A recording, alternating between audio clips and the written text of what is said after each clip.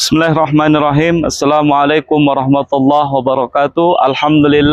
Alhamdulillahilladzi khalaqa kulla syai'in faqaddarahu taqdiran wa atamanna ma sana'ahu wa sara'ahu hikmatan wa tadbiran wa asyhadu an la ilaha illallah wahdahu la syarikalah wa kana Allahu ala kulli syai'in qadiran.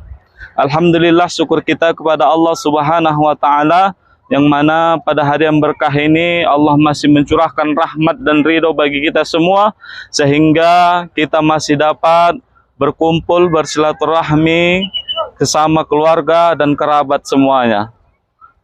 Baiklah jamaah yang dirahmati oleh Allah Subhanahu wa taala, adapun yang ingin saya sampaikan di sini adalah latar belakang daripada menghidupkan hati, karena Syekh Ibnul Qayyim Az-Zawji mengatakan dalam kitab Tazkiyatun Nufus Asbabu Ihya'ul Qulub, yaitu tentang bagaimana cara-cara menghidupkan hati. Karena hari ini banyak orang yang hatinya itu sudah tidak hidup lagi.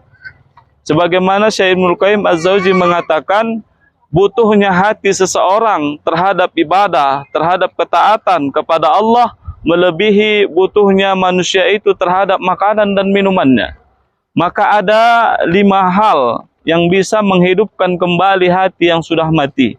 Yang pertama adalah zikrullah. Allah Subhanahu wa taala berfirman dalam surah Al-Baqarah, "Fadkurni adkurkum." Ingatlah aku, maka aku akan senantiasa mengingatmu. Apabila zikir kita lakukan senantiasa dimanapun kita berada, maka selagi kita masih mengingat Allah, maka Allah akan mengingat kita dan menjaga kita dimanapun kita berada. Yang kedua, beristighfar kepada Allah Subhanahu wa taala. Allah Subhanahu wa taala berfirman, "Wastaghfirullaha innallaha ghafurur rahim." Bahkan di sini Al-Imam Hasan Al-Basri mengatakan, hendaknya manusia itu beristighfar kepada Allah dimanapun dia berada. Karena apa? Karena dia tidak tahu kapan ampunan Allah itu akan turun padanya.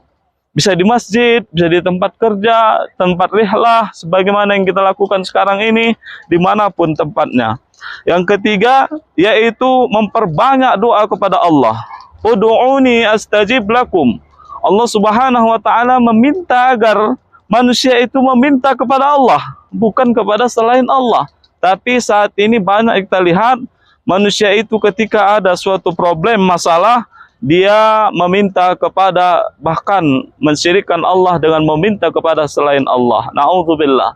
Maka ini bukan menyebabkan hati hidup, tetapi menyebabkan hati itu akan mati. Kemudian yang keempat, yaitu memperbanyak solawat kepada baginda Rasulullah Sallallahu Alaihi Wasallam. Rasulullah Sallallahu Alaihi Wasallam bersabda, "Man shalla salatan wahidatan, sallallahu alaihi asran." Barang siapa yang berselawat kepada Nabi Muhammad Sallallahu Alaihi Wasallam sekali saja, maka Allah menggantinya dengan 10 kali. Bahkan Rasulullah Sallallahu Alaihi Wasallam ketika hendak menghadapi ajalnya, bukan siapa-siapa yang diingat, bukan harta, bukan anak, bukan istri, melainkan siapa? Ummati, ummati, ummati.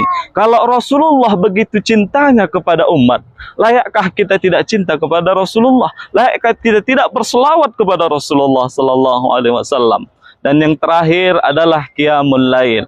Dalam suatu hadis disebutkan, afdalu salata ba'dal maktubati qiyamul laili. Sebaik-baik salat setelah 5 waktu sehari semalam, yaitu salat qiyamul lail. Salat ketika orang sedang tidur, salat malam ketika orang lain sedang tidur. Maka itulah 5 hal yang menjadi hati itu hidup kembali.